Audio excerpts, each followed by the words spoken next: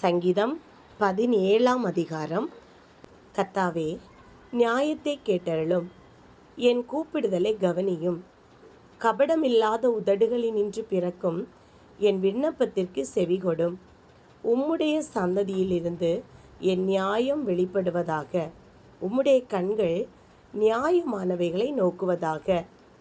நீர் என் இருதயத்தை பரிசோதித்து ராக்காலத்தில் அதை விசாரித்து என்னை புடமிட்டு பார்த்தும் ஒன்றும் காணாதிருக்கிறீர். என் வாய் மீறாதபடிக்கு தீர்மானம் பண்ணினேன். மனுஷரின் செய்கைகளை குறித்து நான் உம்முடைய உதடுகளின் வாக்கினாலே துஷ்டனுடைய பாதைகளுக்கு விலக்கமாய் என்னை காத்துக்கொள்ளுகிறேன்.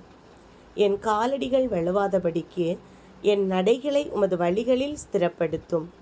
தேவனே, நான் உம்மை நோக்கி கெஞ்சுகிறேன், எனக்கு செவி கொடுக்கிறீர். என்னிடத்தில் உம்முடைய செவியை சாய்த்து என் வார்த்தையை கேட்டருளும். உம்மை நம்புகிறவர்களை அவர்களுக்கு விரோதமாய் எழும்புகிறவர்களினின்று உமது வலது கரத்தினால் தப்புவித்து ரட்சிக்கிறவரே, உம்முடைய அதிசயமான கிருபையை விளங்க பண்ணும். கண்மணியைப் போல என்னை காத்தருளும். என்னை ஒடுக்குகிற துன்மார்க்கருக்கும் என்னை சூழ்ந்து கொள்ளுகிற என் பிராண பகைஞருக்கும் மறைவாக உம்முடைய செட்டைகளின் நிழலிலே என்னை காப்பாற்றும். அவர்கள் நினந்துண்ணி இருக்கிறார்கள், தங்கள் வாயினால் வீம்பு பேசுகிறார்கள். நாங்கள் செல்லும் பாதைகளில் இப்பொழுது எங்களை வளைந்து கொண்டார்கள். எங்களை தரையிலே தள்ளும்படி அவர்கள் கண்கள் எங்களை நோக்கி கொண்டிருக்கிறது.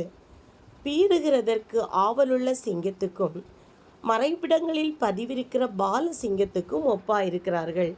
கர்த்தாவே, நீர் எழுந்திருந்து அவனுக்கு எதிரிட்டு அவனை மடங்கடியும். கர்த்தாவே, என் ஆத்துமாவை துன்மார்க்கருடைய கைக்கு உம்முடைய பட்டயத்தினால் தப்புவியும். மனுஷருடைய கைக்கும் இம்மையில் தங்கள் பங்கை பெற்றிருக்கிற உலக மக்களின் கைக்கும் உம்முடைய கரத்தினால் என்னை தப்புவியும். அவர்கள் வயிற்றை உமது திரவியத்தினால் நிரப்புகிறீர். அவர்கள் புத்திர பாக்கியத்தினால் திருப்தியடைந்து தங்களுக்கு மீதியான பொருளை தங்கள் குழந்தைகளுக்கு வைக்கிறார்கள். நானோ நீதியில் உம்முடைய முகத்தை தரிசிப்பேன். நான் விழிக்கும்போது உமது சாயலால் திருப்தியாவேன். நானோ நீதியில் உம்முடைய முகத்தை தரிசிப்பேன். நான் விழிக்கும்போது உமது சாயலால் திருப்தியாவேன். சங்கீதம் 17ஆம் அதிகாரம் வாசித்து முடிந்தது. தேவனுக்கே மகிமை உண்டாவதாக.